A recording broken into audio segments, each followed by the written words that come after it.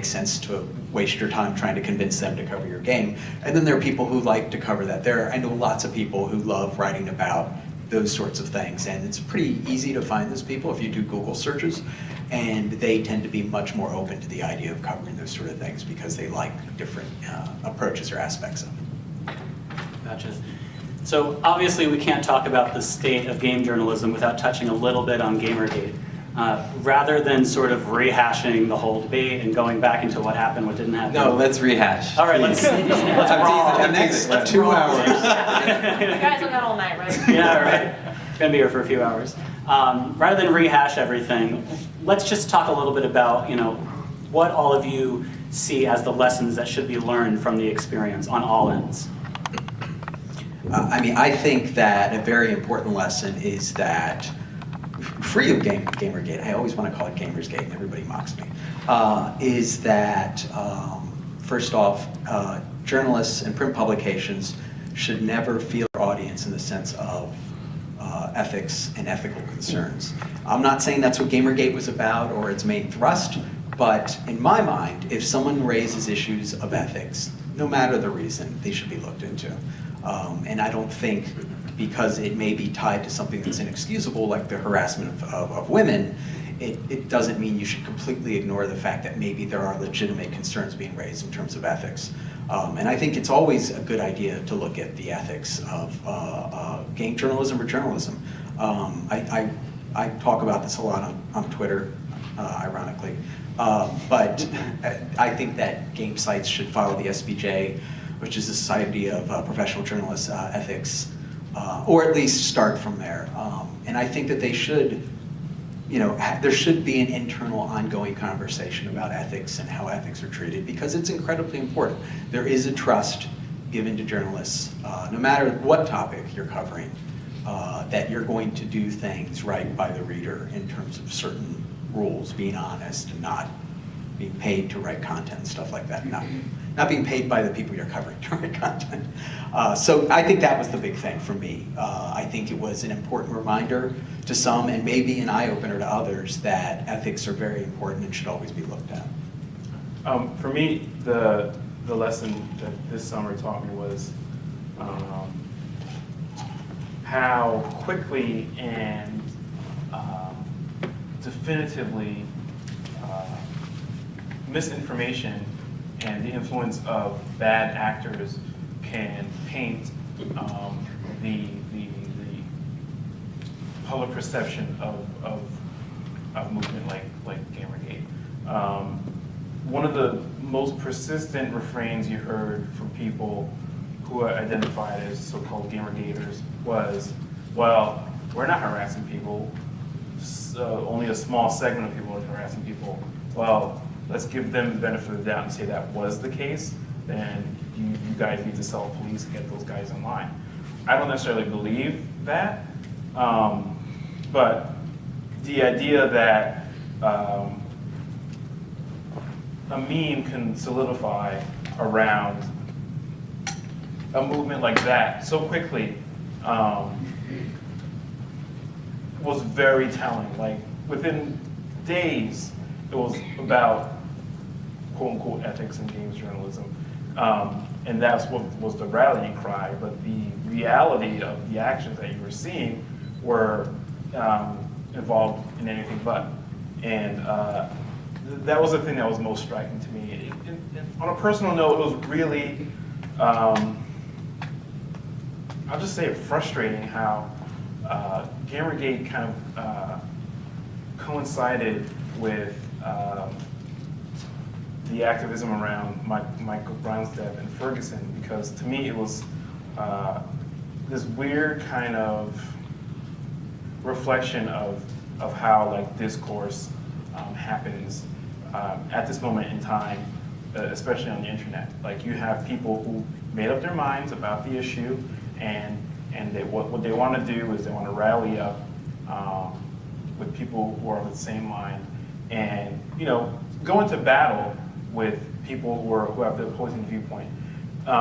What's missing from that is an actual exchange of ideas, right? Is an actual discourse or open-mindedness that might let somebody make up their own mind.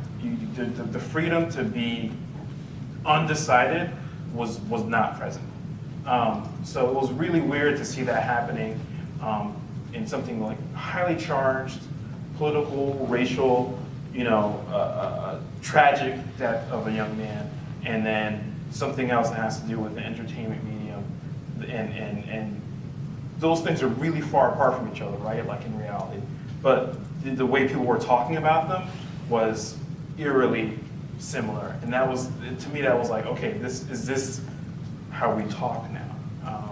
And that was a really bracing thing to kind of witness. I mean, one of the most important lessons was for, the journalists who are embedded in this community to kind of remain voices of rational, thought and not get, just not get tied to one viewpoint or another, because as so much mainstream media then focused their eyes on what Gamergate was happening, it was easy for them to paint with a broad brush and say, well, this is all a big gamer problem. And instead, we really, it's a minority, it's a small amount of gamers. And I think it was very important for us to kind of keep, this is no, this is, this is a symptomatic problem. That Gamergate didn't have the name Gamergate, but these people have had these views about, harassment and ethics and journalism for a while. So we needed to kind of say, okay, let's unpack the history and be kind of good Yeah, I mean, diplomats of it. personal attacks are not Yeah. political discourse. That's the thing. That's, you can't equate one with the other, as far as I'm concerned.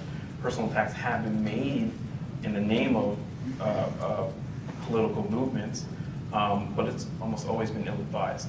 And if you want something to change systemically, you act systemically and not as individuals who you perceive as being oriented in a different way. Yeah, we actually don't use the term gamer on the site at all. It's not like a public stated policy, but long before Gamergate, that was just a decision that we made.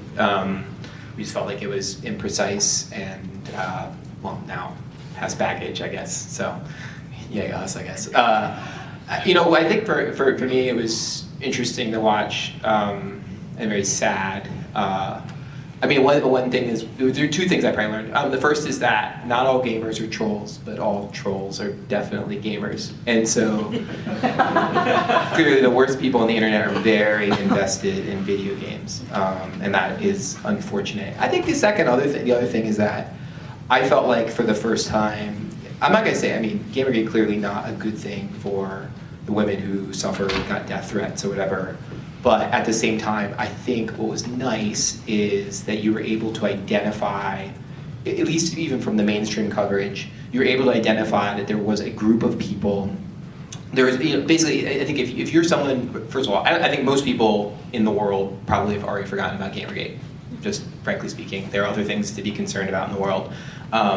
I feel like it kind of reached a fever pitch, and unless something else really terrible happens, I think people have pretty much had their fill. The extent to which it affected you, I think, has everything to do with what your preconceived notion of what a gamer already was. And so that's why I think, this sort of narrative took flight, was because if the predominant sort of prevailing perception of gamers is that they're awful, terrible people, then it's much easier to believe that Gamergate is, much easier to believe that Gamergate is a sign of something or other. But if you're someone who's in the world of games, it's like, oh yeah, that is like a crazy minority of people. That's just I know from the people around me, you understand how Twitter works. So in some ways I feel like, I don't think it was obviously not a necessary thing. I think it's unfortunate that games became this crazy litmus test on the internet for terrible people, but I think it makes it a lot easier now to sort of say okay, now we have a name for this group of people who have been among us for all this time. We can give them pins and then just kind of put them wherever, just over in that queue and Twitter or whatever. So just anything #Gamergate, you can just kind of all right, that part of the internet exists now. It has a name. Yeah, and thank you guys, all of you, for your thoughts on it. I know it's a really challenging topic to sort of talk about. I want to switch gears a little bit. Jamie mentioned earlier that one thing that really gets his attention is narrative in a game, and how that's one specific way in which a game can really stand out from the pack. What are some other things that you could give some of our developers here in the crowd and on Twitter that you think are some good selling points to their games, pitch-wise, that would really get you to pay attention to them? For me, it's whether a game makes me look at myself, my own kind of like messy psychological tendencies, and or the world. It makes me examine one of those things, right? Like some of my favorite games from the last couple of years, it was like Papa and Yo, that had a story, that had a clear emotional kind of directive that it was speaking to, and it executed on that. Like this year, Never Alone was Never Alone is mechanically not, like this great quantum leap of game making. It's a pretty standard physics based platformer, but what it does is it gathers up the voice of a community and their traditions, puts it in the video game, and has enough presentational flair where okay, I think I know something about these people now and how they survive, and the kind of stories that have kept them alive. That's not something I've gotten from a video game before. So that makes me supremely interested. Another favorite game of mine this year, This War of Mine. It's great because it takes the camera that is usually focused on a soldier with a gun and moves it over to the fringe, to the people in the crumbled buildings where he's running past. And that's all it needs to do. And again, they have some mechanical stuff that you've seen in other games before, resource building games, strategy games. But they focus on human beings that, in terms of degrees of separation, are a lot closer to the people in this room than we will ever be to a soldier. Veterans excluded. Thank you for your service. Those are the things, you have a point of view on the world that is more than iterating on a game you liked when you were 10 years old. That's more than just a bunch of check boxes. And those games can be great too. I love fun, mindless escapes that are brilliantly polished. I love Bayonetta 2. And that game is not telling me anything about the world. Actually, that's not true. It probably is, but I have to dig a little bit deeper for that, and not intentionally so, I should say. So those are the kind of things for me that hey, this is what I'm interested in.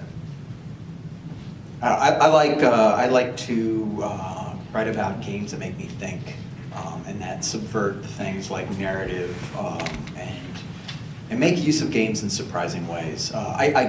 I think we could all probably say that we like games that are fun, so that sort of goes without saying. But the stories I like writing most are stories that are more about how gaming is being used in surprising ways, or, like I said, things that play with your ideas of what storytelling is, because I'm a big narrative fan.